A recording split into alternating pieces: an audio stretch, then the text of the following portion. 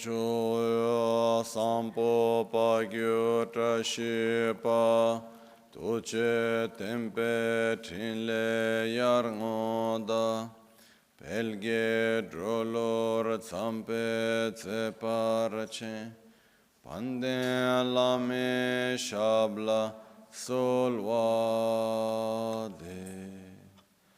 Oma Guru Vajradhara Sumati Munisha Sane Karm Utta Vardanya Shri Bhadra Varsa Manya Sarva Siddhi Hum Hum Oma A Guru Vajradhara Sumati Munisha Sane Karm Utta Vardanya Shri Bhadra Varsa Manya Sarva Siddhi Hum Hum Oma Guru Vajradhara Sumati Munisha Sane Karm Utta Vardanya Shri Bhadra Varsa Manya Sarva Siddhi Hum Hum Oma Guru Vajradhara Sumati Munisha Sane Karm Utta Vardanya Shri Bhadra Varsa Manya Sarva Siddhi Hum Hum Oma Guru Vajradhara Sumati Munisha Utta Vardanya Shri Bhadra Varsa Manya Sarva Siddhi Hum Hum Oma Guru Vajradhara Sumati Munisha Sane Karm Utta Vardanya Shri Bhadra Varsa Manya Sarva Siddhi Hum Hum Oma Guru Vajradhara Sumati Munisha Sane Karm Utta Vardanya Shri Bhadra Varsa Manya Sarva Siddhi Hum Hum Oma Guru Vajradhara Sumati Munisha Utta Vardanya Shri Bhadra Varsa Manya Sarva Siddhi Hum Hum Oma Guru Vajradhara Sumati Munisha Utta Vardanya Shri Bhadra Varsa Manya Sarva Siddhi Hum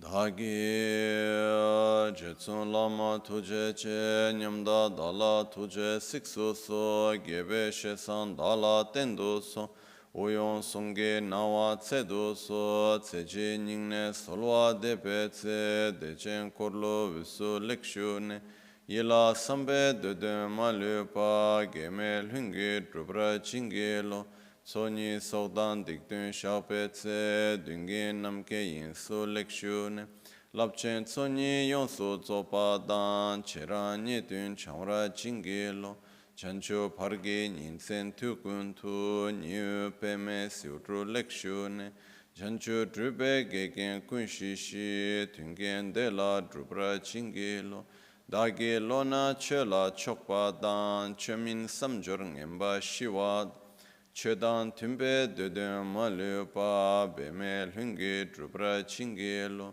Dorna Tengne Tsera Tamche Dan Techi Pardu Nekab Tamche Tu Rese Kemne Lama Kele Me Tukche Chingi Dala Siksu Sol Gongyab Drewe Nyamda Dachala Chetsun Lame Tuje Rabgongne Kudan Sungi Nawa Dralme Tu Nyamsu Nyongwe Kesan Toprasho Kewa Kuntu Yanda Lama Dan Rame Cheki Pela Longche Ching Sadan Lamge Yunten Rab Dorje Changi Kopa Nyur Tobu Sho Pakyu Ke Kudan Dagi Alu Pakyu Ke Sundan Dagi Nga Pakyu Ke Tudan Dagi Yin Ten Yerme Chiktu Chingi Alu Makyu Ke Kudan Dagi Alu ma kyu ke sundan da gi nga ma kyu ke tukdan da gi yi chik tu chingi lo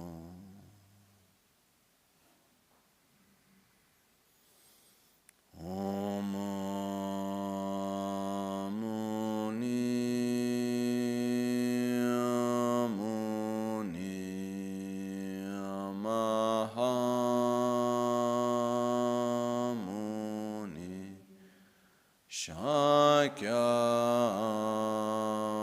Shakyamuni Swaha Om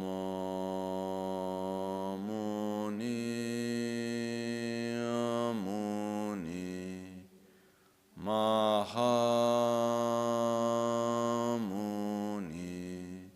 Shakyamuni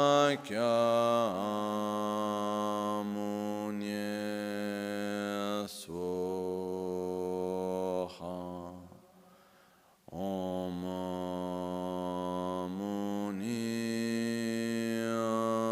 Muni Mahamuni Shakyamuni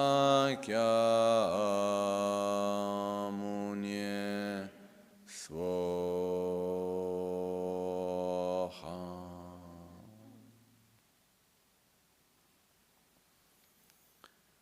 Sangye Chudan Tsoge Chonam La Chanchu Pardo Dani Kyapsu Chi Dagi Chinso Gibe Sonam Ki Drola Pinchire Sangye Drupar Sho Sangye Chudan Tsoge Chonam La Chanchu Pardo Dani Kyapsu Chi Dagi Jinso Gibe Sonam Ki Drola Pinchre Sangye Drupar Sho Sangye Chedan Tsogi Chonam La Chanchu Pardo Dani Kyapsu Chi Dagi Jinso Gibe Sonam Ki Drola Pinchre Sangye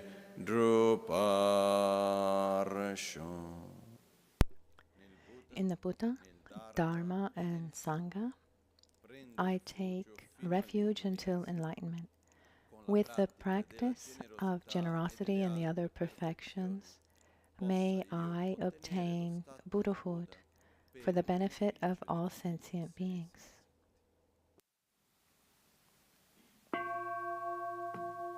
Namo Alhaye Ke Dan Ludan Nujin Ke Rubuda da Mikenam Dan Rokun Ke Tanam Che Sampa Tamche Ke Tu Dagi Cheten.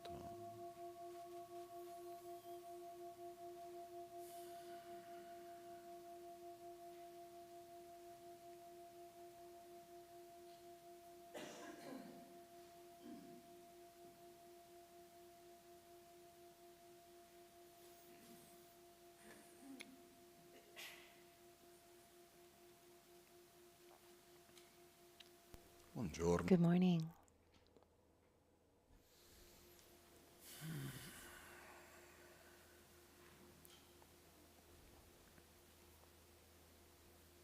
Si racconta It's been told, it's been said, that there was an important master in Tibet once upon a time, if I remember well. It's a story about the grandfather of the Panchen Lama, and he was giving teachings, and every day, I mean, they lasted a few days, and he was giving oral transmissions of an important text in Tibet, in the tradition, in the Tibetan tradition. It's very important that there's an oral transmission of teachings. This comes from the beginning, because in India, at the beginning, when Buddha gave his teachings, and after he left his body, for 300 years, more or less, the teachings were never written down. They were just transmitted orally. And then afterwards, when they were actually written down, um, they wanted to maintain that oral transmission, that process. And even from my personal experience, I confirm it said that it's very different when we read a Dharma text with or without the oral transmission. I mean, the way of understanding it. I mean, something really changes, as if that text really took life. So anyway, this the the Panchen Lama was giving teachings, and every day the text would arrive, would be put on his table. He would give the oral transmission, and at the end he would close it. They would take it back, put it back on the altar, and there was someone there.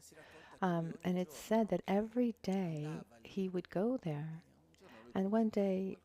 Um, I mean, he was a very simple person, and he said, "Oh, how are teachings? How are teachings? How are the transmission?" The person said, "Well, what, what, what transmission?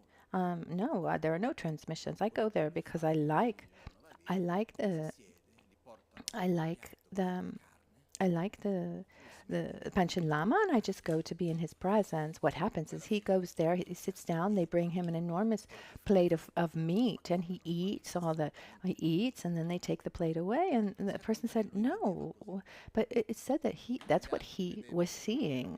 Instead, the others were seeing that he actually took the text, but this other person was not able to see the text, wasn't able to hear the teachings. Instead, he saw the master who was there cutting, cutting the meat and eating the meat. So, so everyone can believe or not believe in this text, literally. But there's a very important meaning behind it. When we're in front of someone, we're not able to see that person independently of ourselves.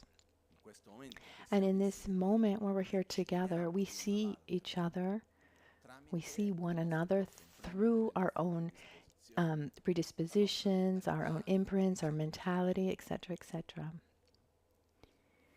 And it's said that when someone doesn't have the imprints, hasn't created the cause in the past for something, it's very difficult for that person to have a connection, to be able to perceive it, especially with the Dharma.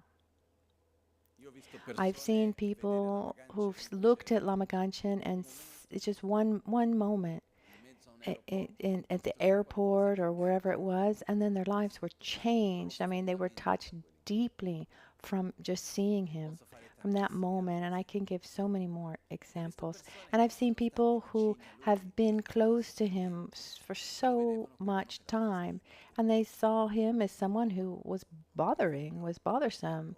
For example, there was a neighbor who almost took him to court because in Milan, because the house in Milan was very noisy, and that's true. I mean, there were people were going, people were coming at all hours of the day, coming from all trips in the middle of the night with their luggage, with the yeah. I mean, there was a lot of noise, but there was someone who was close to him for so many years, and when they would see him, they weren't touched positively by him. So why does it work with one person and not with someone else? There's something called in Tibetan lente, which means a connection of the action, or we call it a karmic connection commonly.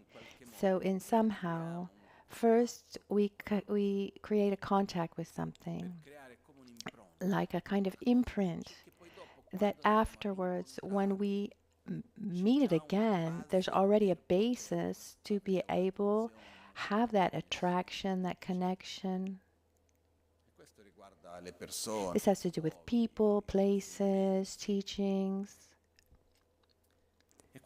And this actually, because, I mean, what I wanted to talk about today is a reflection about, like, I was thinking about the teachings of Lojong and mind training teachings, where we train the mind to be altruistic, to go beyond one's own obsession with self-gratification. I mean, for me, these teachings are so powerful, so clear. And one might think, wow, in a society where these teachings are strongly diffused, it must be a beautiful place, a beautiful society. Because sometimes we think the reason, for our problems is, the input that's given to us, but some part is true, but some isn't. For example, society in Tibet, talking about like the ancient Tibet, Buddhism was extremely present, but but even within a monastery, in a great monastery like Drepun, Tashilumpo, Sera, and each one of these monasteries, in their times of glory, there were, each one had about 5,000 monks each one. So let's talk about a monastery and not about the society at large. But these monasteries, these were places where there was what were these monasteries? Absolutely diffused with love, where everyone who met someone else, we've just found help and love? No, not at all. But what? They're all there. They receive these teachings on the Dharma. They're all there. Every morning they say in Buddha, Dharma, and Sangha, I take refuge until enlightenment. Through the practice of generosity and the other perfections, may I obtain Buddhahood for the benefit of all sentient beings. I mean, they all recite it every single day. And yet, there's still all these negative things. How's that possible? And what I see is, at the end of the day, making a long story short, and observing the present, observing the past, the majority of us, most of us, we are strongly conditioned, taken by our daily lives. And the objective of our life is just living our day. I don't know if that's clear. But at the end of the day, life is about resolving problems here, enjoying pleasures there, and whether you're in the middle of the village, planting wheat, or if you're in a monastery having to memorize text, or if you're at home taking care of your children, or what, regardless of the context, very often life is about trying to live one's life in the most comfortable way possible. So one just goes ahead. These problems are here. I change the context, and the type of problems change. At the monastery, there's a certain type of problem. In the village, there's another one. But there are always problems to resolve. And many of us just spend our lives there. And life goes on. The days go by. Today there's this, tomorrow there's this, and now it's raining, and then it'll be sunny, and then we need to make lunch, and now we need to digest. Now we need to cook again and go shopping. It's just one thing after the other. There's a passage in the Lojong teaching that says, whatever, regardless of which one comes, regardless of the the two things that come, be patient. And these two things make reference to um, pleasurable and non-pleasurable things. And when it says be patient, it doesn't mean don't act with anger. When it says be patient, it says have the strength to maintain a virtuous path of spiritual growth, and don't let yourself be taken by a situation or another. So because when we have a pleasurable moment, where does our attention go? Because is it outside or inside? Outside. Oh, oh, how good this, how delicious this thing I'm eating. Look how beautiful that person is. We're living this beautiful moment, and we project it out. And instead, when there are difficult moments, where is our projection? Is it inside or outside? It's mostly outside, because that person said this and that person did that, and it's cold and it rains too much, and it's May and it shouldn't be this cold. I already put my winter clothes away, and I can't even turn on the heat, the price of gas. But here we are, and all of this is outside of ourselves. So what happens is that when we say, regardless of which one of the two comes, so difficult moments or pleasurable moments, be patient, resist. Don't let yourself be taken by this reality outside yourselves and lose your inner path of spiritual growth with that you're living with awareness. But if we look around, and we don't even need to go far without,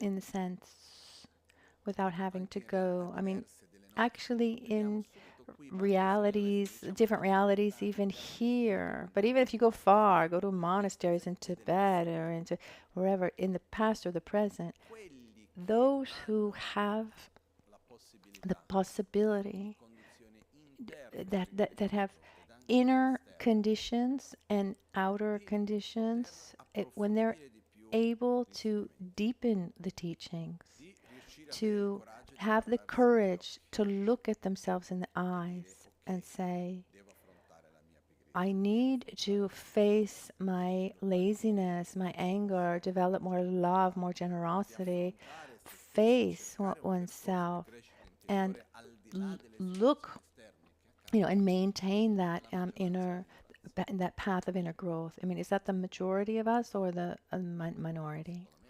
In my opinion, it's really the minority, unfortunately.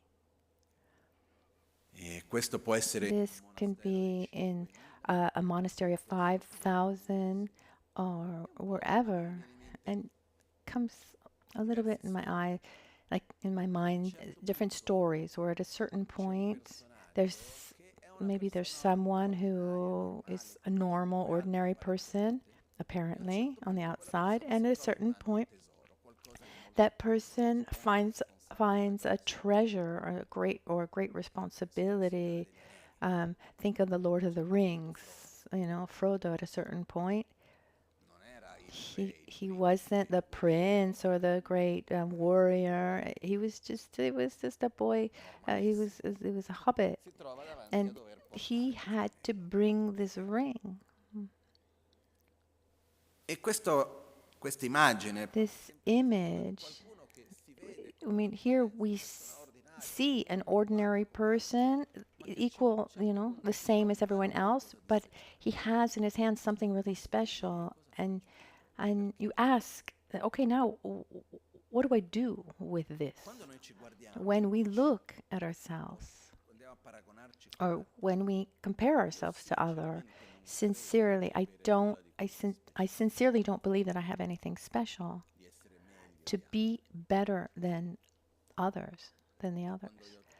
And when I look around, I don't think that we are better than others, but I see and I believe I mean, I have in my hands, I have a responsibility, an opportunity that's very special and, unique conditions. For some reason, we have this possibility of to look at inside ourselves to see that life should be lived not only in resolving problems that should be resolved and enjoying pleasures that should be enjoyed, but there's a small detail. This, the most important aspect of life is not what we do, but it's how we live it and how it transforms us. To have the courage to say, I want to love even when it's tiresome. I'm not gonna let go of my healthy values. I live I live my life as a path of inner growth at the service of others. Being able to do something like this is like being in front of the master and seeing the text and not seeing a plate of meat. But often the opposite happens.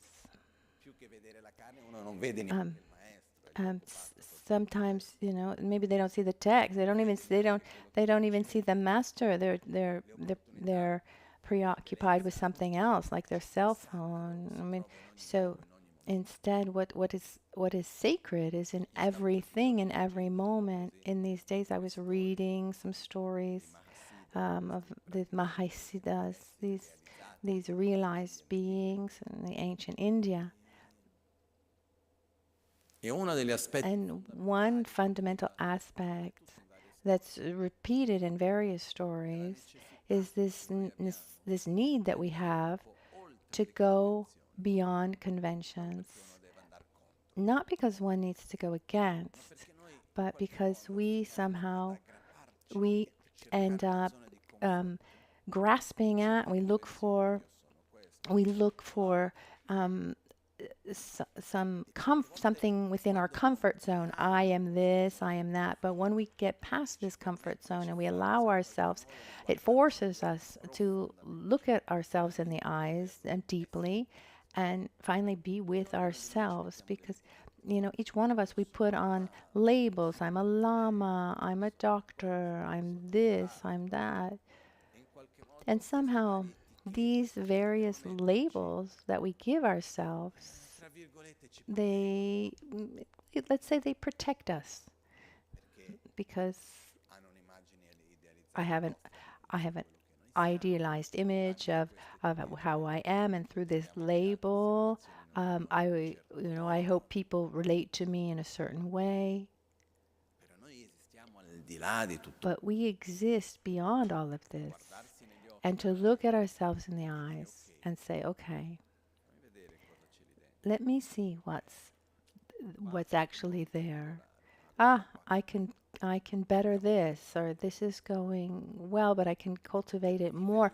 To be able to live every day by putting into practice the lojong, the mind training, and where every day's objective is to win over selfishness, and our deep objective is to develop altruism as a basis to be well with ourselves and others, to be at the service of others, allow ourselves really to get out of this obsession of the I and the my. And for some strange reason, strange, I don't know if it's strange, I mean strange in the sense that we don't know what it is, we find ourselves with this treasure in our hands, this opportunity. The simple fact, I mean, even within Buddhism itself, I mean, the way that we hear, we share the teachings of Buddha, etc., it's something that in Tibet, it was transmitted only to a monastic elite, because certain teachings weren't transmitted because there was no basis for it. I've seen this with my own eyes. One of the last times I was in Tibet many years ago, quite a few years ago. I was there to receive teachings from the abbot of the abbot of Tashi Lumpo, one of the most important masters in Tibet, and I was receiving private teachings. At a certain point, someone came in and he said, "No, please come." It was a monk from a small monastery near the Shalu. So it was a monk. He went to my master very respectfully, and he came to ask for advice, and he had sent him to receive teachings from one of his disciples, and he said, "Did you receive the teachings?" "Yes." "What did he explain to you?" We did Lamarim, so the graduated path to enlightenment. So he started talking about, what he understood. He said that he was explaining the small scope, and then and I was understanding well, and then when the middle scope, I was starting to maybe miss some points, and in the great scope, he wasn't understanding. So when he was telling him about samsara and about the all-permeating suffering, it was already difficult for him to understand him. But when it's actually talking about developing love and compassion and bodhicitta and the correct view of reality, he didn't understand anything he was saying. My master, when this boy went away, when this monk went away, and he said, "We have a really big problem. Many have trouble understanding the deeper meaning of teachings, the inner meaning of the teachings, as it's said in Tibetan. So many have great faith and they do ceremonies, but really understand the deep meaning of even what means Buddha, Dharma, and Sangha. They're not that many who actually do understand. And it's not just a problem of today. It's been like this for a long time, and I'm not criticizing anyone, but what I see is those who have this opportunity, those who've created the conditions, and that's why I started with the story of the one who saw the plate of meat. I mean, it's a question of the causes we've created in the past and the connections that we've created. Those who have these causes and conditions to be able really to deepen the spiritual path, to come into contact with a deeper meaning. They're very few. If we look at a more, let's say, modern explanation, there's something that, and every time I say it or I read it, it leaves me really taken. It's explained that our brain, there's a part of our brain here behind that has a particular function. It's called the ascending reticular system, and it's said it's the reticular activation. So it says that in every moment we have about 11 million pieces of information that we receive that have to do with everything that's around us, what our senses are able to perceive, the images and the smells and what we're able to touch.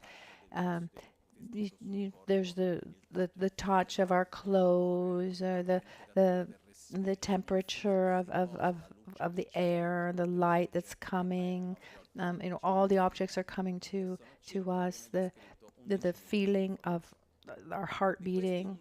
So it said that there are about 11 million that come to us every second, but we're only able to process, we're aware of only about 40 to 50 out of 11 million. 50. We're aware of about 50 among 11 million pieces of information. What happens to all the other 10,990,000? What happens to all that other information? They stay in our subconscious. Let's say we're not aware of them. So let's imagine how important it is that that part of our mind, and in mental factors and the teachings, the Buddhist teachings, it's called Yila Chepa. We have the five omnipresent factors. We have um, we have um, we have we have contact, attention, intention, sensation, and feeling. So among all of the input that I receive, where am I giving attention? So here, this is attention. It doesn't come in a conscious way. What determines this system? As if it's like someone's there protecting a door. Say, no, you can't get in here. I mean, how much power does this one have? And who commands what information can enter or not? Our needs? For example, if we need to pee, and someone's talking to us, and the need comes stronger and stronger.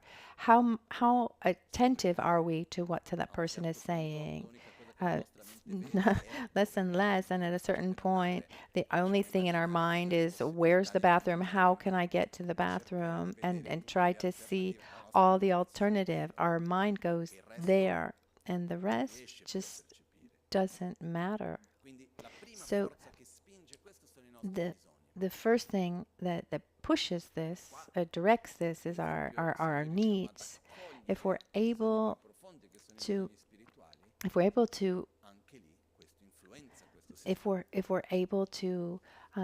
listen to our spiritual needs, then we're able to open up to these needs. And then our feelings, whether we're angry or feeling grateful, that determines the information that we receive. And then there are desires. What do I want? Where do I direct my mind towards? What I want has an enormous influence over what I perceive, what I hear, what I see.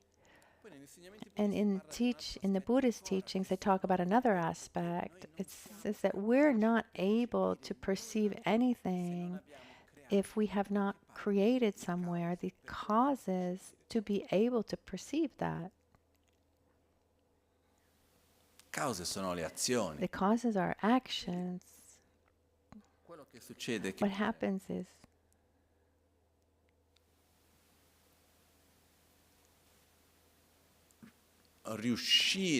to be able to have a deeper view of oneself, this deeper sense of one's path of spiritual growth, and seeing that, selfishly speaking, it's better to be altruistic, being able to see the beauty of love, having a more coherent view of reality. I mean, one needs a lot. There are many, many parts of this puzzle that have to be put together to allow ourselves to see it. And just like the secrets that are the most important, that are right in front of our eyes, the most important secrets are not the ones that they're protected and can't be seen or read. But no, they're in front of everyone, but only those who are able can see them. The things are there, they're here. It depends on how ready we are, how able we are to see them. So for some reason, for some strange reason, for which we don't know, we find ourselves in this context of the Dharma. beyond religion, where we have this possibility really to follow an inner process. And here it comes back to each one of us, how much we are actually going to take advantage of this opportunity that we have, or are we going to let it just slip away? Because it's not enough just to see it. Then it depends how much I follow it, how much do I nourish this my practice. I mean, how often does it happen that we have this awareness, oh, this behavior is not good for me. It would be better if I were more generous, if I expressed more gratitude. It's important, but in the meantime, I have other things to do. I have to do this, that, and life goes by, and then it's gone. So, Nibo Kancha Tsepocha. Regardless of which of the two comes, of these two things come, be patient. So maintain your focus. So I repeat that this being focused, it doesn't mean that we abandon the world, that we abandon our family. If we have a family, we need to take care of our children, our partners. We need to go to work. We need to take care of our health. And we need to take care of our house.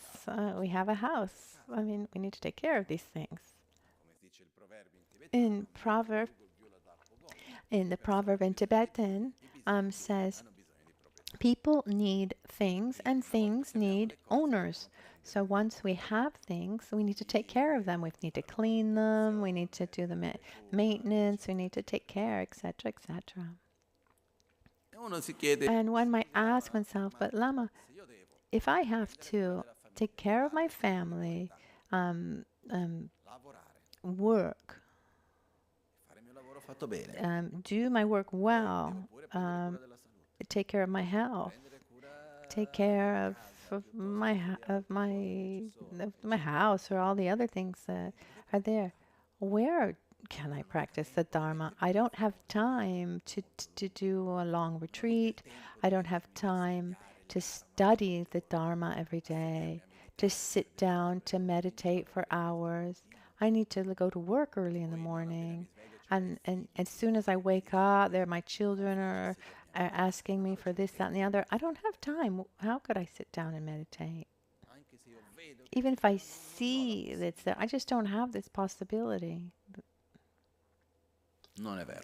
That's not true. Not true. I'm not saying that you don't have time. The possibility to put our spiritual practice, the Dharma, into practice doesn't just depend on having or not having a material time to study or to do retreats, etc., etc. These are wonderful things to do, but they're not determining.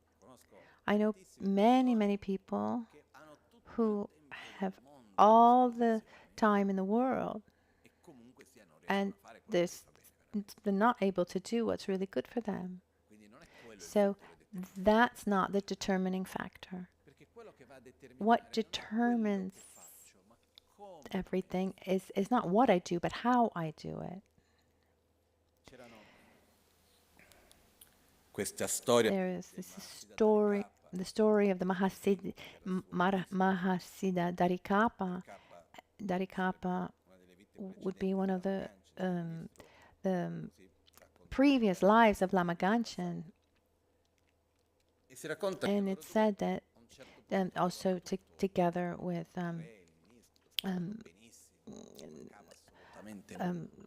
another, they were very well. They had everything, but they felt the kind of emptiness inside. And one day, they meet this master Luipa, known as the master who ate the inside of the fish along the Ganges, and so he would eat them, and then So like the fishermen, when they would throw away the insides of a fish, he would take that and he would eat that. And then one day, the king and the minister, they see a special light in him. They generate, s- they see something in him, and they um, ask him to give teachings, and we're tired of this life. We need to change our path. And Luipa says, yes, but the Dharma is really expensive. I mean, having really deep teachings is not something that I can just give like this. And the king says, well, how much does it cost? I have all the wealth of the world. I offer you all these treasures. And then Luipa says, no, all the money that you have, all the power of your realm cannot buy the Dharma. What you're asking me cannot be bought. It requires something even more precious. And the minister says, I have an enormous library. I offer you everything that I have. And Master Luipa says, no, that's not enough. You need something even more precious. And he left him a little bit there like that. And then they asked him, well, what is it that we can offer to you? And he said, offer yourselves. And they accepted, okay. And they offered their lives to the master. Literally, they offered their lives. The king stopped being a king. The minister stopped being minister. They gave everything away, and they put themselves at the disposal of Luipa. Luipa gives them the empowerment of Chakra Samvara, and they stay together, and they walked together, they meditated, they received teachings from him. And then one day, they were in front of, let's say, like a whorehouse. Not exactly, but... And then the Luipa looks at the king and said, I found something for you.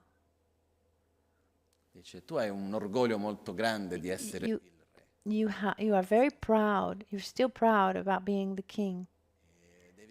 You need to go beyond this. You need to understand that the I doesn't exist intrinsically. I'm going to sell you to the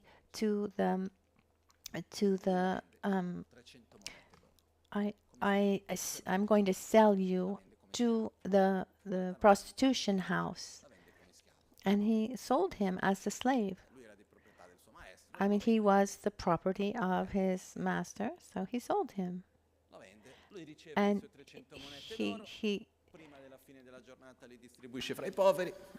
he received his 300 coins, and he distributed them among the poor.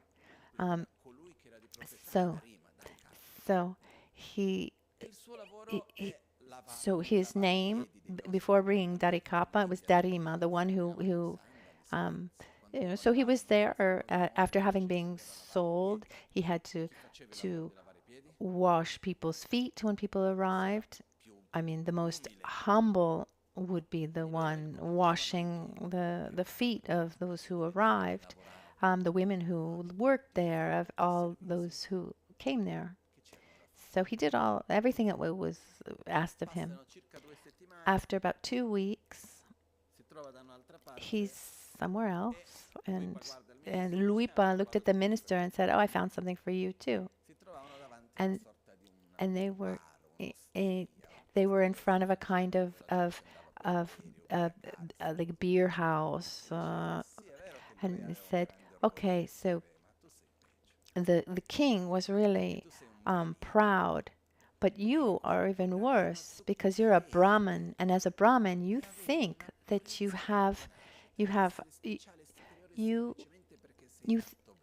think that you have a purity from birth. You think that you're better just because you were born Brahmin. So So selling you to a prostitution house was too high for you. I'm going to sell you to this woman in this bar where you'll have to, because the woman who sold alcohol and the place where alcohol was sold was seen as really as a very low place. I'm going to sell you there. I said okay, and he learned how to cook meat and serve alcohol, which would be impossible for a Brahmin. After 12 years, it's said that at in the same day, in two different places, something really special happened. Darikapa, it's said that Darikapa he was very diligent. He did things very well, and the owner had a lot of faith and trust in him. Had a lot of trust in him, and at the end of the day, um, she was taken with guests, and she forgot to give Darikapa food. And he was in the corner meditating, and so what they would do is they during the day they would work and at night they would meditate. And at a certain point, she sends someone to him, and when they see him sitting, he had this light around him, and around him there were these like celestial beings that were dancing around him, and they were all taken by them, and they call others and they say, well, you're a realized master. And there was even a king who had come, and he recognized who he was. But you're the you're the king Indrabhuti, you're not Darikapa. And so they saw that he was a spiritually realized being, and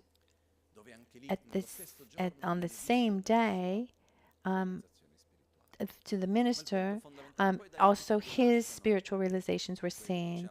So they were freed, let's say, from their slavery, and they they meet again, Luipa, and they continue with their spiritual teachings, and um, they become very important masters in the lineage of Gantapa, in the lineage of Heruka Chakrasamvara.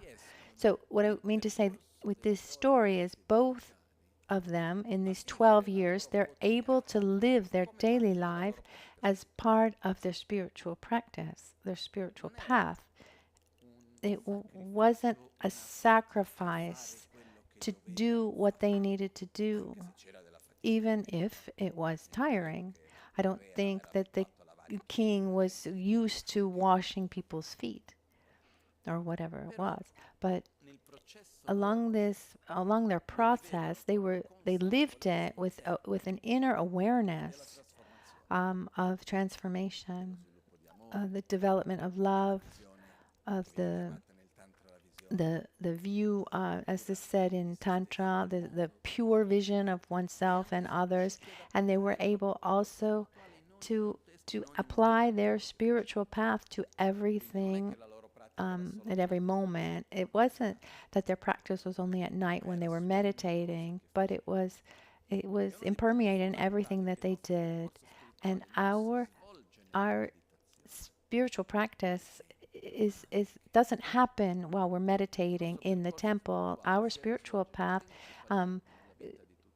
should be found in our everyday life, and those things that are apparently the most like the simplest of things.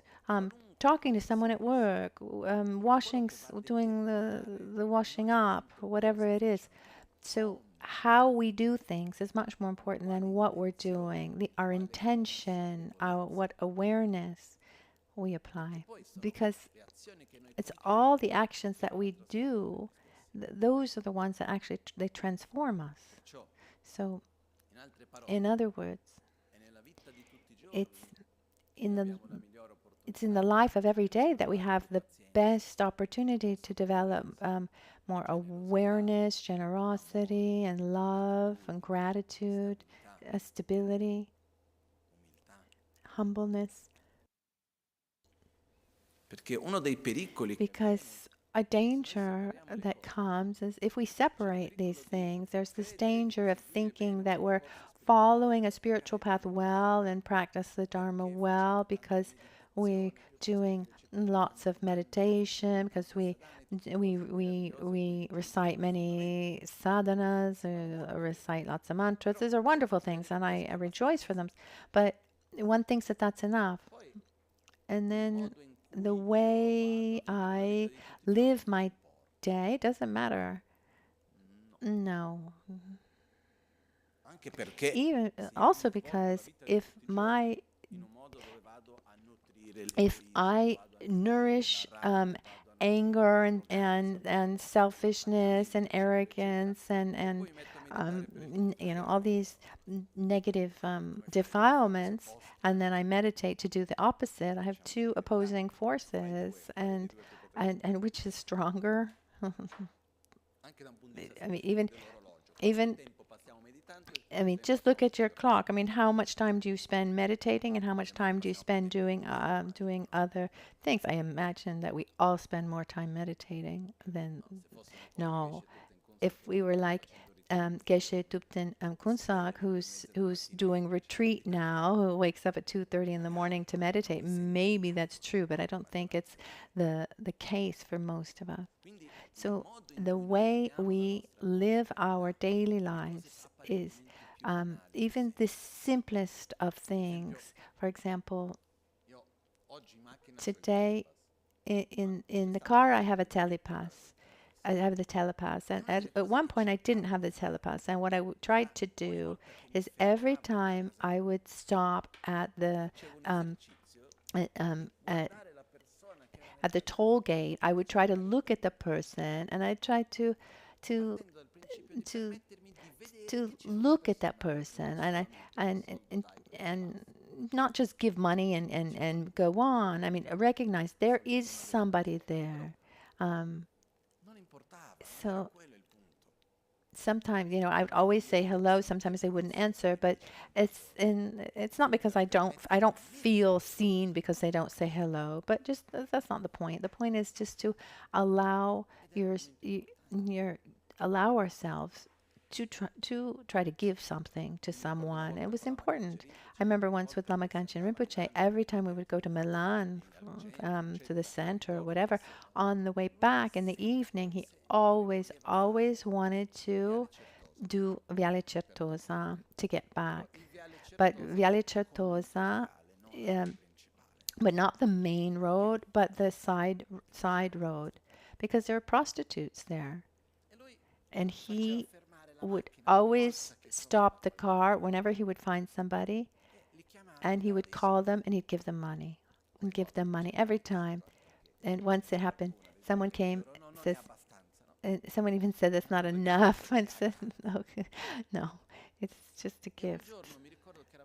And once we were in the car, and he called someone, and someone said, or someone commented in the car, and he said, I'm a refugee. I know on my own skin what it means to be in a situation where you don't have anything, and you don't have a refuge, and you don't know what to do. And I know what it's like to be in such a difficult position. So I know on what it means personally. So I try to help those who are living such experiences. Those of you who have grown up in such a sure environment, it's difficult for you to understand. Can't understand. And so there's this a moment of just driving in the car. Okay, five more minutes in the car. The money he would give is not going to change one's life. He would be there with his bills of 20, trying to always hoping to have enough. I remember also in other times with other lamas and very, very formal beings. No, he would still stop the car. Um, but maybe some people would feel embarrassed. No, these are people who needed help. So we have so many opportunities in our lives around us to cultivate love, to practice generosity, to cultivate patience. The first one, the first one who says something negative to us, or we're ready to answer negatively. And what happened to the paramita of patience? With the practice of generosity and other perfections, may I obtain Buddhahood. Okay. So all the other perfections without patience, no.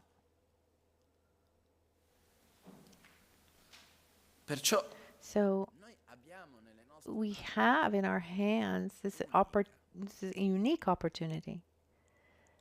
And Lama Ganshin, he gave what was the most precious to him, as Geshe Tendar said. Geshe Tendar, talking about the practice of self-healing, he said, I understood what you did. You gave the root of your heart. And it's true. We have in our hands, we have treasures that are so powerful, so special, so precious. From the teachings of Lojong, the Four Noble Truths, to getting to tantra practices like self-healing or Heruka or Vajrayogini. We have so many precious opportunities, and we need to really take care of them, because different from material things. I mean, the more I use these things, the more I use them up, and I waste. Like, for example, in India, there were certain houses, or also in Brazil, where there's in the living room, the special living room, the couches or special chairs would be covered in plastic, and they would be taken off just for guests. No, don't do that with our teachings. No, we need to uncover them, use them, practice them, use it up. But material things, the more you use something, the more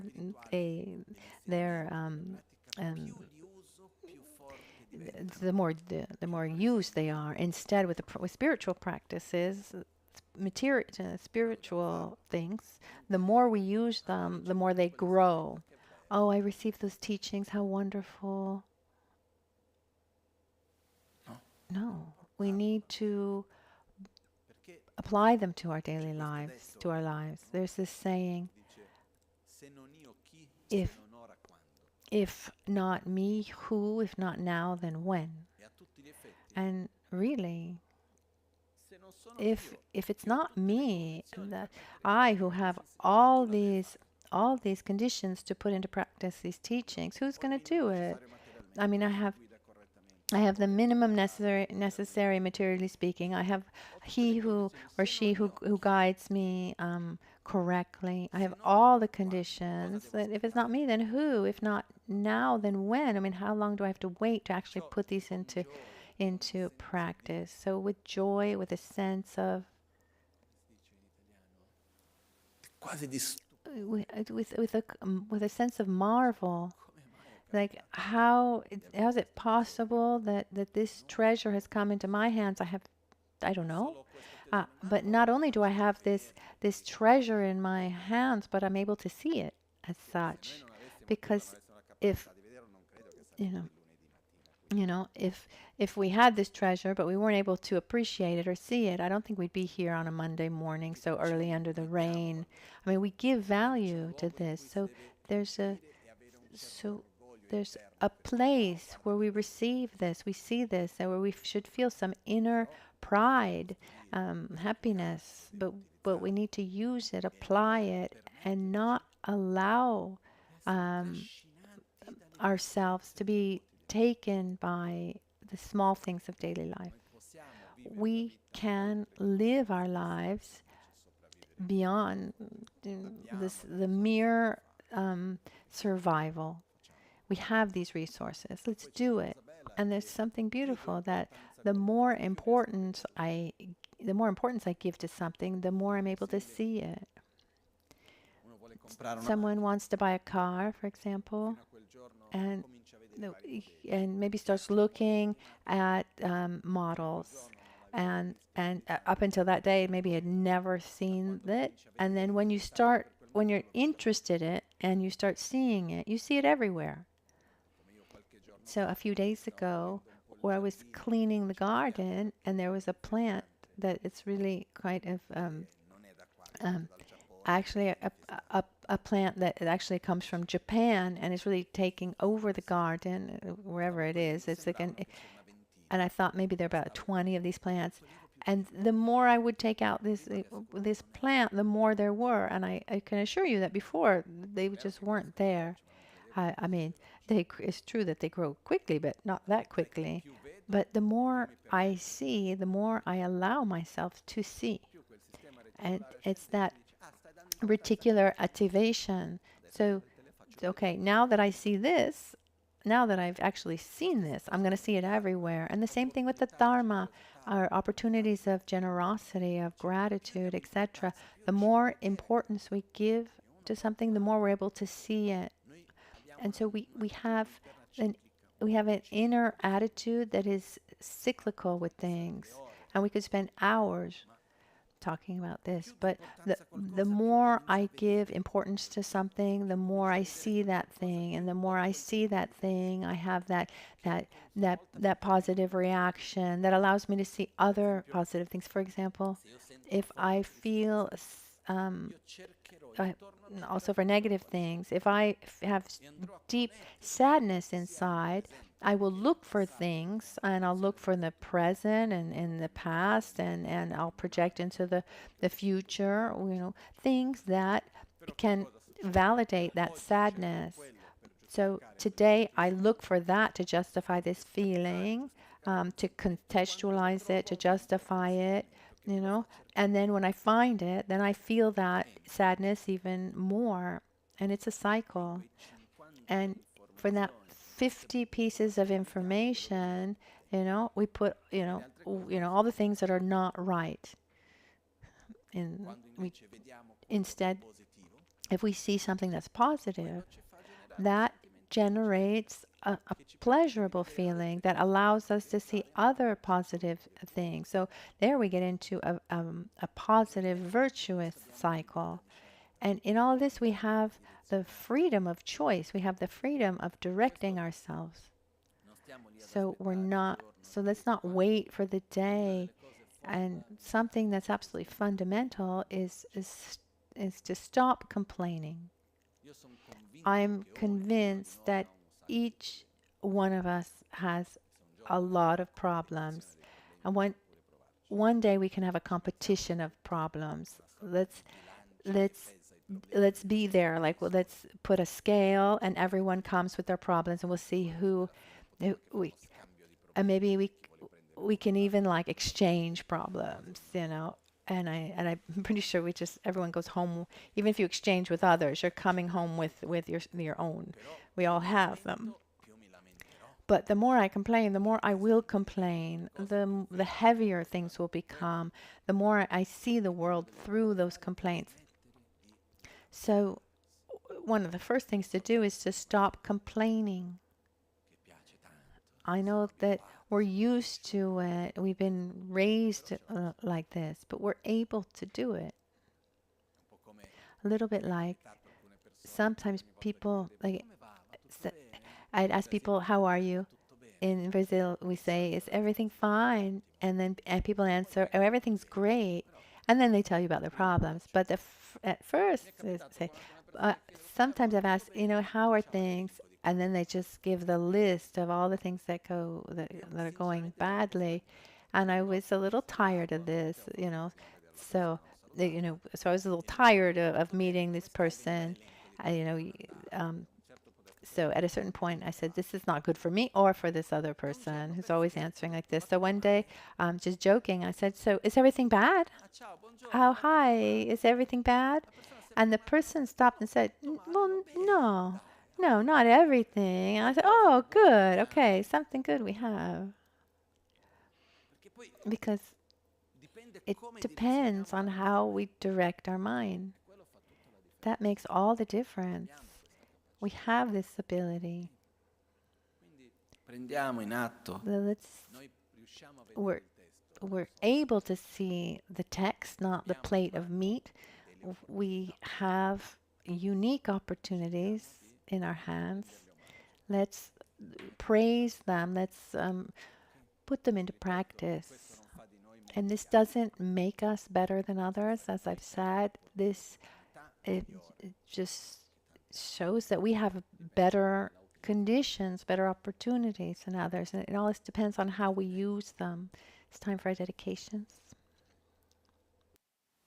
Jetsu alame kutse rapten chi nam karatin le chokchur gepadang losan tempe drume sasum ki drowe munsel taktu ne gyur chi kewa kuntu yanda lama dang drame chiki pela longche ching Sada lamge yente rabzone dorje change kopa nyurtoba sho nimo dele tsendele nime kuyan delekshin ninsen takto delekpe kuncho sumki chingilo kuncho sumki ngodrubutsol kuncho sumki trashishon.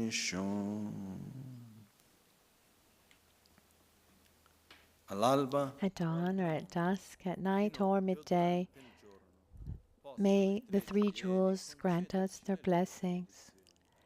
May they help us to achieve all realizations and sprinkle the path of our lives with various signs of auspiciousness.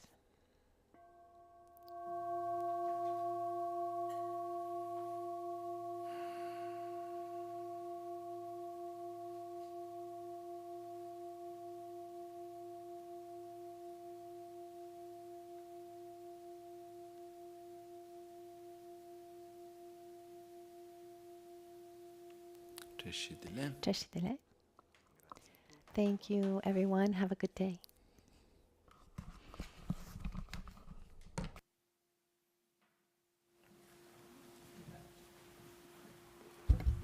Chi vuole venire per un breve saluto, benvenuti.